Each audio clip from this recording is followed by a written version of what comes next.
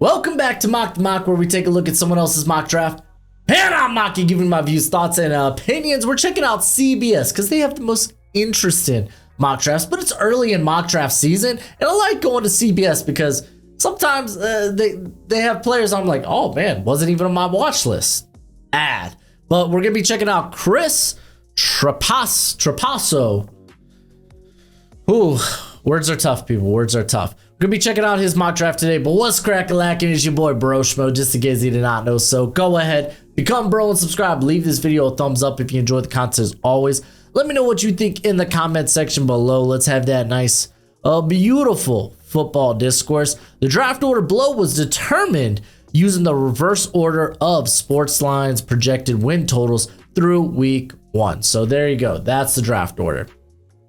Let's just go ahead and get that out of the way because a lot of people we're early in the process. They complain about the mock draft order. And it's like, come on, guys. This is the highlight prospects. And round 1, we got the Arizona Cardinals taking Caleb Williams. This, I get it. Why, if you're on the Kyler Murray hype train or hype train for next season, that they're going to stick with him. I get it. But right now, if the Cardinals are going to be number one in mock draft, it's just kind of the easiest to put a Caleb Williams here because, well, I mean, you got to admit that if they can find a team that's willing to take Kyler Murray's contract, you're going to get significant draft capital for him, and you get your guy, like the coaching staff, the guy that they bring in. They could plant a flag on, like, hey, this is our dude. He is him. They could do that with Caleb Williams and then likely another top 5 pick, maybe get a Marvin Harrison Jr. or whatever. Ideally, it's Marvin Harrison Jr. But okay, let's say that they don't decide to trade Kyler Murray, then yeah, it's going to be a Keen's ransom for this first round pick. But I can see it both ways right now. Let's kind of let the season play out, and then we'll try to figure out what they may or may not do. We won't really have a clue until we get, I don't know, maybe like a month away from the draft. Marvin Harrison Jr. actually going to the Indianapolis Colts with this next pick. I love that. Pairing him up with Michael Pittman Jr. You have Joshua Downs there in the slot. Like, that's just a scary offense. Get your new franchise quarterback, Anthony Richardson, more playmakers. Yes, please. Let's keep this sucker going. They have the New York Giants. Dang. And they're going Brock Bowers. They're like, yo, you know what? Hey, we're in it to win it with Vanilla Vic, Daniel Jones. We'll pass on a quarterback for now. But let's go ahead, snag Brock Bowers, which, I mean, that opens up a lot of 12 personnel. Like, ooh, that's going to be very interesting. Very, very interesting because you got Darren Waller there, and you get fancy. Both those guys can play in the slot. Bowers might be the better blocker, honestly. No, he is the better blocker. Like, you could look at him last year at 230 and how he blocked for Georgia and be like, yeah, that guy's it. So I like the idea of getting more playmakers. You can make a great case that this should be like an Olu-Fashanu, a Joe Alt, Armarius Mims should be one of the top tackle prospects. Let's see how let's give Evan Neal a couple of weeks before we hit the panic button. The Chicago Bears are going to go with Latu. Ooh, see, the only thing keeping him down in some people's rankings is the spinal injury. Or no, it was the neck injury from a couple of seasons ago that kind of forced him transfer from Washington. But golly, I know it's not like he's gone into Pac-12 play yet, but his play against San Diego State and it's coming to me. Coastal Carolina, there we go, was phenomenal. Like, this is a guy that can get after the passer. All right, the Washington Commanders, they're going to take Joe Alt. Who would have thought that Andrew Wiley wouldn't look good? It can't be just me. It can't be. But I like this addition because I really feel like Sam Howell, well, let's see how the rest of the season pans out, obviously. But I have a good feeling about Sam Howell. The Denver Broncos are next on the clock. They go Olu Fashanyu. How is Garrett Bowles' contract? Because I heard his name talked about a little bit as maybe a trade candidate. I know Mike McGlinchey, I expect better days are ahead. He didn't exactly have the best pass blocking grade against the Raiders, but I mean, hey, Max Crosby, that'll do it to you, right? But let's take a look at Garrett Bowles' contract. Okay, after this season, he would free up 20 million cap. So they could move him if they really want to. Ooh, that does become an interesting proposition. Okay, will we get a quarterback off the board here soon? No, Malik Neighbors, though, going to the Bears. For me, the next wide receiver up is Keon Coleman, but I love the after the catch ability of Neighbors. Like, this dude is really special with the ball in his hands, and pairing him up with DJ Moore would be really scary. And we do know, at least based on week 1, that Luke Getsy wants to get that quick game going with Justin Fields. Well, Neighbors kind of enables that. All right, we got the Chicago Bears, the Arizona Cardinals. Their next pick is JC Latham. I guess let's pause again to take a look at DJ Humphrey's contract. Because, I mean, they got Paris Johnson there at right tackle. So it's not going to be him. They decide to move on from. So there is a potential out after this season that would free up. Would it really free up that much? It would free up 34 million. Ain't no way. It'd be like 20 million, but it would, yeah, it'd be like 23 million. It would result in 13 million, closer to 14 million dead cap. So I guess it's not out of the, it's not out of the realm of possibility. But then why not keep Josh Jones at this point if you think you might move on from DJ Humphries? Because Josh Jones, it's unfortunate he's playing guard there for the Texans. There ain't a shot in Hades that this dude is going to be playing left tackle there for the Texans unless Laramie Tunsil gets hurt. But it looks like he might be a left tackle only guy. Latham is a bit of a, I would say maybe a project now, but he has the build, the physical, athletic tools that NFL coaching staffs would love.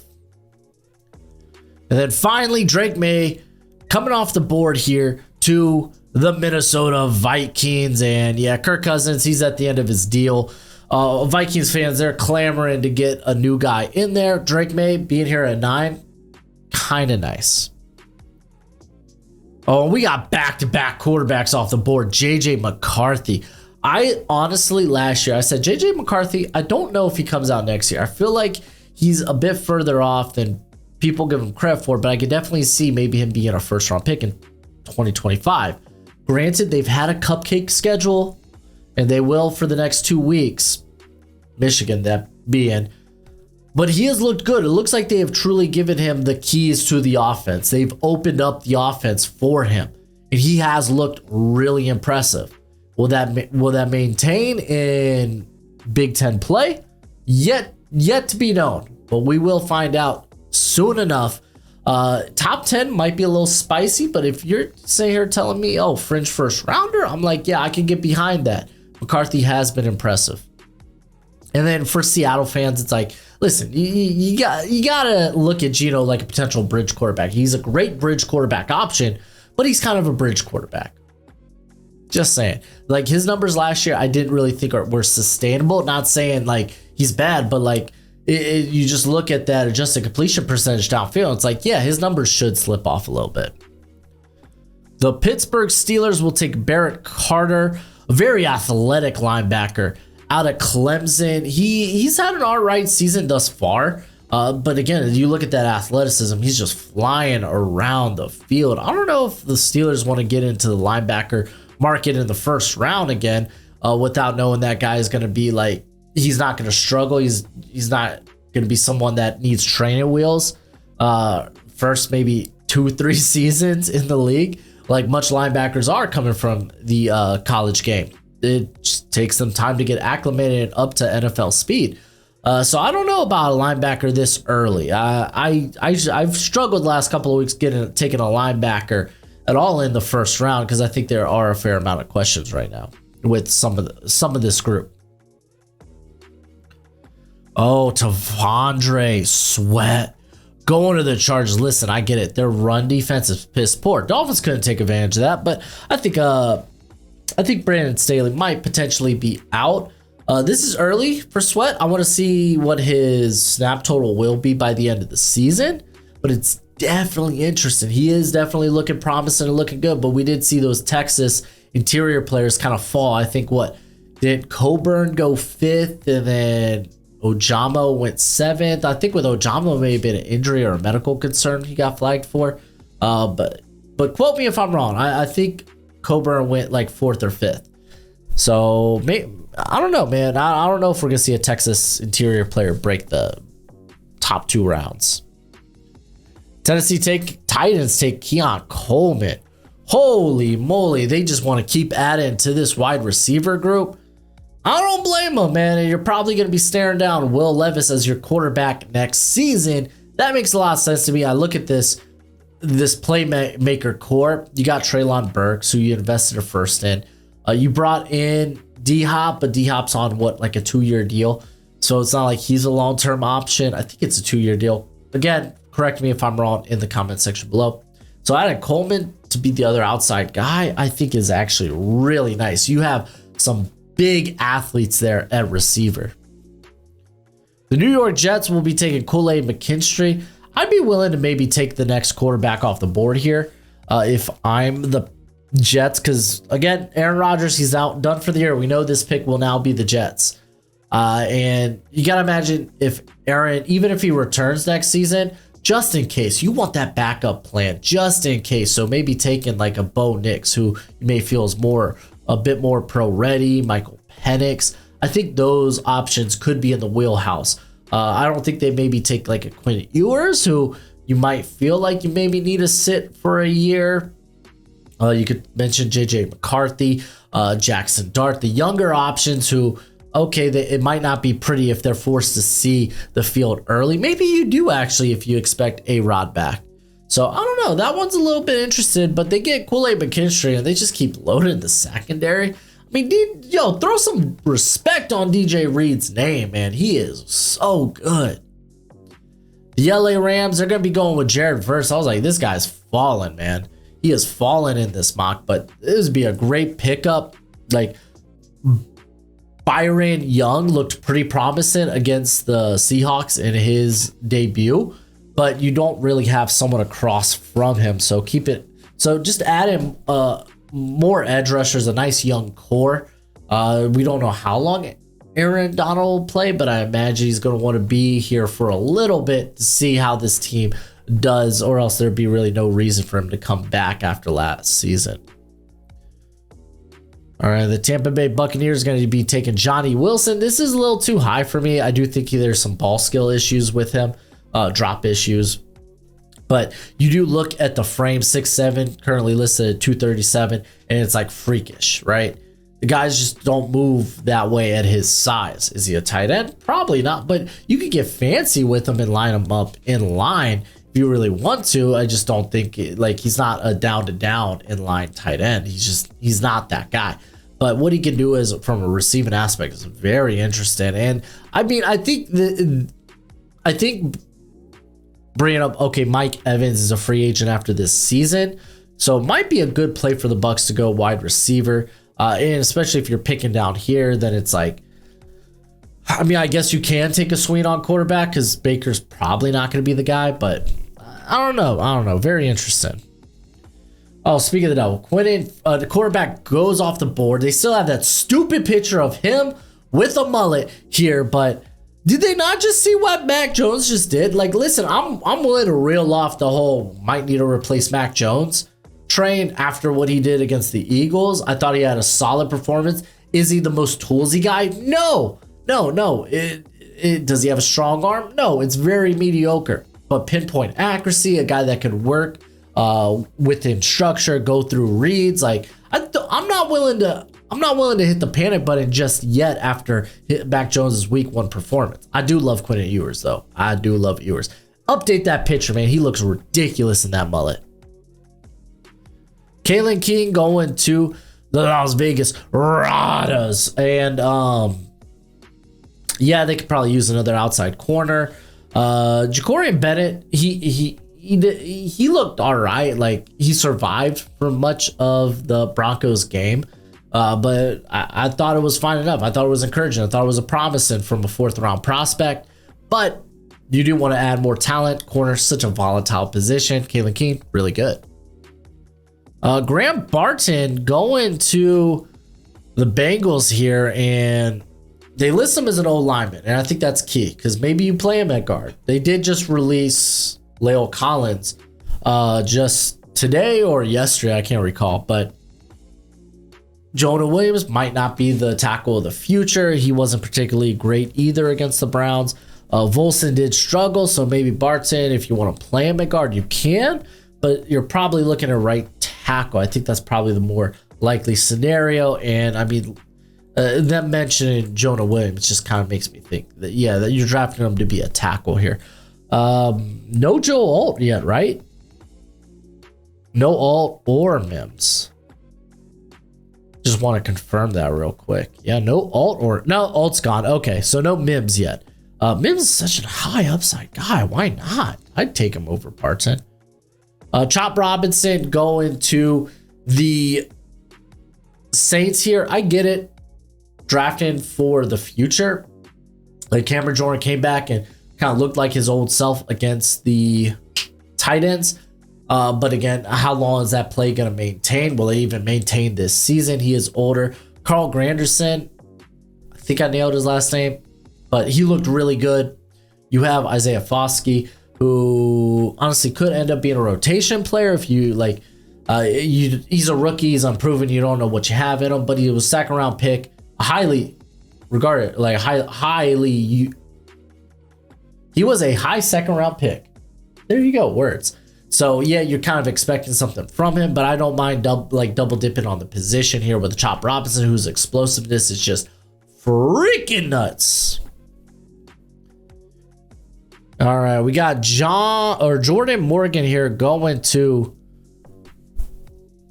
the Texans. So is this like moving away? We knew Howard wasn't going to start the year, but I doubt they probably go tackle. Maybe they want to get a good offensive line, but I mean, I don't know. I feel like maybe getting a playmaker or someone on the defensive end would be a little bit more fun, opposed to like a Jordan Morgan here. You might look at his length and think it's suspect, so maybe you play him at guard early. Like, I don't know. I'm not in love with that pick. Oh, got some news coming in. Jalen Waddle was limited at practice today. Okay, cool. All right. So we got the Miami Dolphins. They take Patrick Paul. I actually just mentioned him earlier today in my stock report.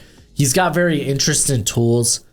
I do think he's a raw in a few areas. Could probably be an upgrade long term over Austin Jackson. So like, I don't mind, but dude, where's Marius Mims, dude? That guy's a stud. I do like the Dolphins going tackle though.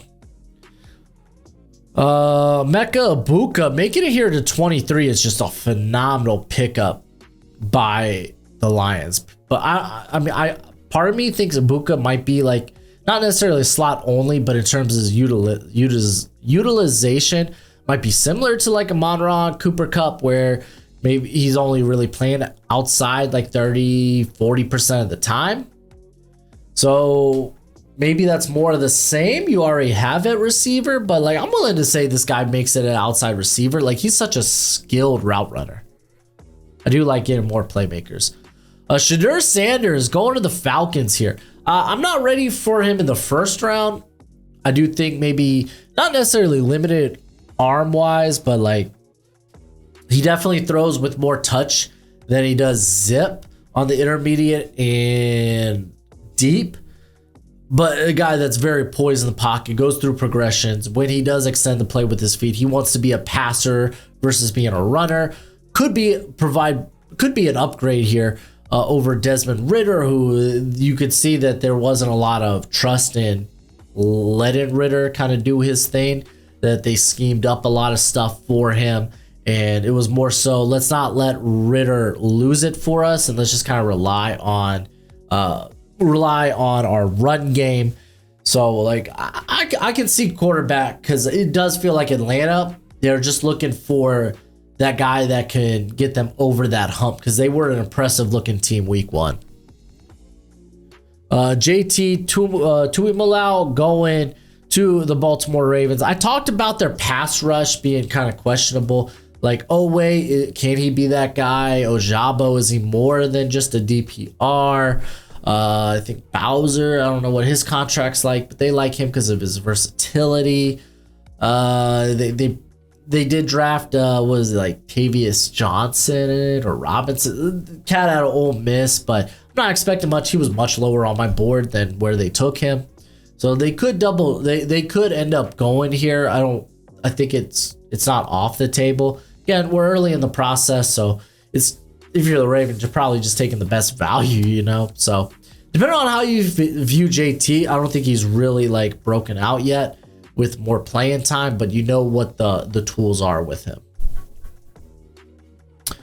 My boy Leonard Taylor going over Jazon Newton. I haven't seen much of that, but man, Taylor's great. I think they're playing a little bit out of position. He's played really nose tackle quite a bit for the Hurricanes, but man, the dude's got a lot of talent. Like, dude at 305 that can move like a linebacker is just nuts. You love his penetration, like that burst he brings. But I think right now, in terms of production, you still lean Newton.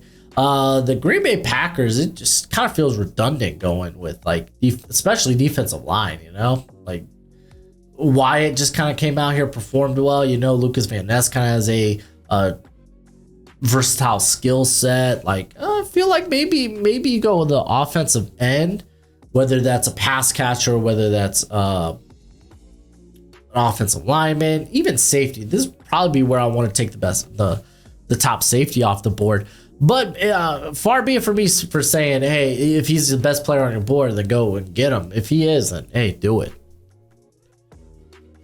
The Buffalo Bills, hey, listen, the right tackle position sucks. Spencer Brown, he ain't it, bruh. So getting our boy Kingsley out of BYU, a guy that has a lot of tools, great length, just needs a little bit more polish. Not a bad option, but hey, you know who's here? Armarius Mims, baby. Where's he at? Where at? All right, we got Javion Cohen, first interior prospect taken off the board. Going to the Jags here, just checking something out real quick. But okay, they got Brandon Sheriff, but he's kind of like a injury red flag waiting to happen. Ben Barch is like, you could probably feel like you upgrade from him. So if you want to go with the top interior talent, he's not mine, but I get why a lot of people like Cohen. I'm a big Hurricanes fan, so I don't mind it. The U, baby, the U. And let's wait till like Miami. Well, to be fair, Miami did face some good competition this past weekend against Texas A&M, and he did kind of show out. So good for that. Dallas Cowboys take Xavier Worthy. They did sign Brandon, or they traded for Brandon Cooks. No, they signed him. Or I can't remember if they signed or traded for him, but he is on a 2-year deal.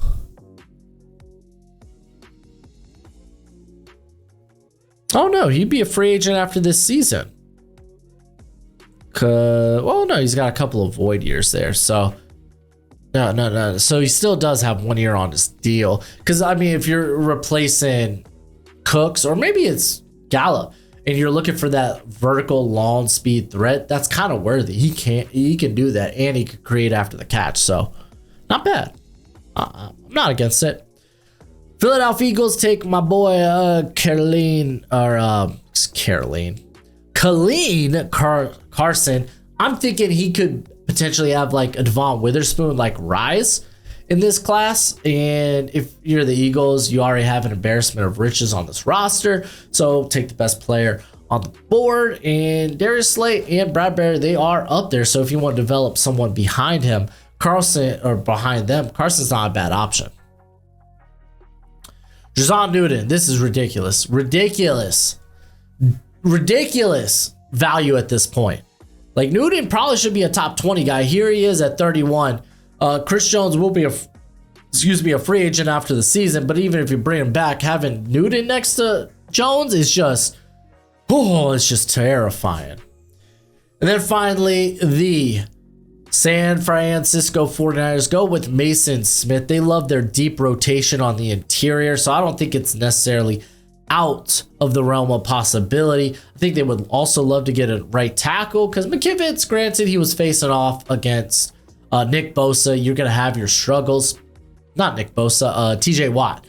So you will have your struggles, but maybe going right tackle, probably with Mims on the board, might be the more luxurious option. Mason Smith, though, he is a dude. We saw what he did his freshman season. Again, had the injury last year. He played Grambling State last week, I think, right?